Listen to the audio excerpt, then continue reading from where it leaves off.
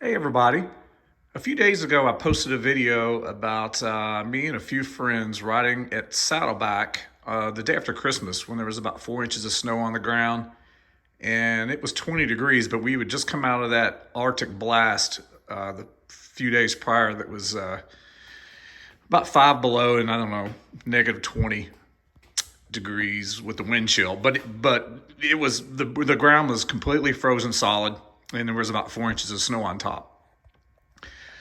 So, yeah, I had several people ask about the sheet metal screws that I use in my tires for traction in that video. Well, just to give you a little context of that video, that was, if you've never ridden Saddleback before, in my opinion, it's one of the hardest or most difficult places to ride in, I'd say, Kentucky, Indiana, and Ohio.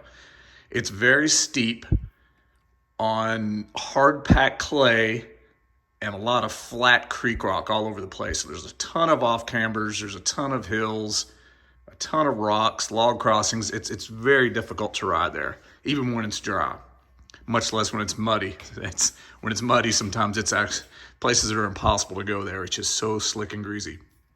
But anyway, just to put that into a little context of how just something as simple as sheet metal screws can make a ride like that actually very enjoyable.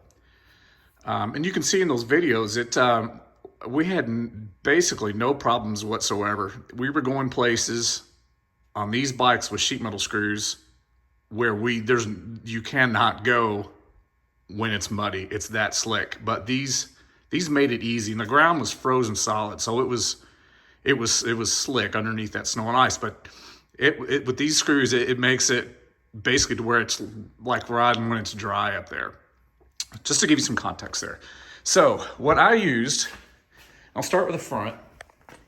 For the front, I use number 8 half-inch long sheet metal screws. Now you want to get the kind with a point on the end, not the kind that looks like a drill bit on the end, because those don't have as much thread to them as the self-piercing ones do.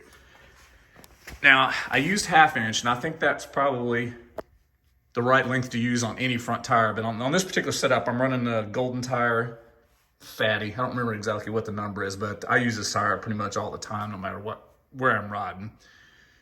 But you just want to make sure that the screw is long enough to be the length of the knob, and maybe and even in this case, just going into the carcass. Of course, obviously not all the way through to where it hits your tube. But just long enough to where it goes the full length of the knob at least, because anything shorter than the knob, they may pull out on you, especially if you ride in rocky terrain. But as you can see, and I put one in every single knob. As you can see, I didn't lose a single screw. And we rode about a little over 20 miles that day in the snow. That was Monday. And then Thursday, I rode again in southern Kentucky, down to Liberty at a buddy of mine's place, and we rode I think we rode 24 miles there, and there it was already, all the snow had melted, most of the ground had thawed with the exception of maybe the north sides of the hill, and there is some rock there as well, and you can see even between those two rides, I didn't lose any screws at all. And the same way on the rear. Now having said that, I'm not the type of rider that rides wide open. I don't go into turns with the brake locked up and clutch and accelerate out of the hole. I'm more of a finesse rider.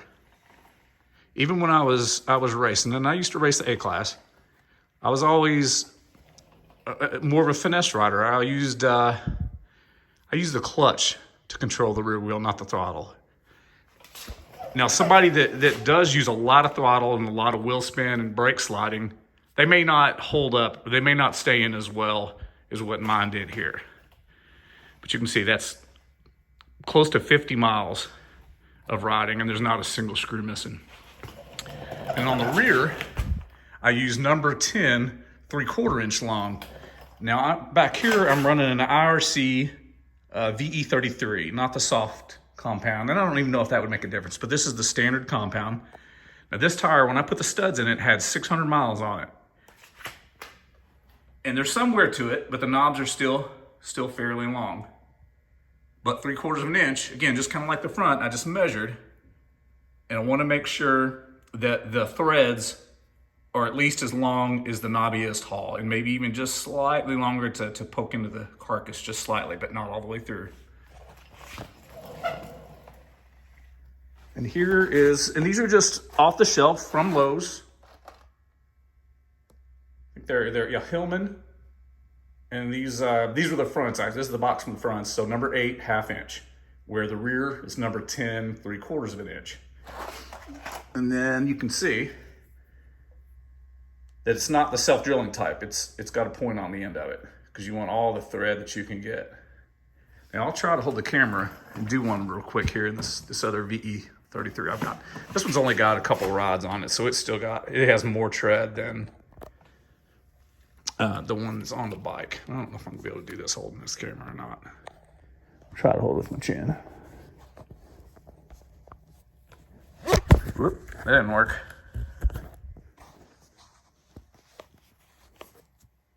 So I just center it up on each knob.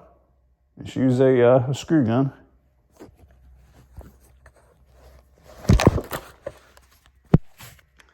It's not working very well.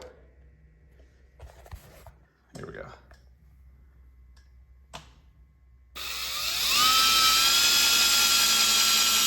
Just run it till it's flush. Get the focus there. And then obviously, if you reach through to the back side, it's not poking through whatsoever. And again, it made, I wouldn't even want to try to ride at a place like Saddleback on frozen ground with something like this. Now, a couple of the guys that were with us on that ride, they didn't have studs. Now, both of those guys are excellent riders. They went everywhere we did, but there was times where they were sliding out, like on off cambers, and some of the hills, it wasn't nearly as easy for them to get up as those of us that were running these studs.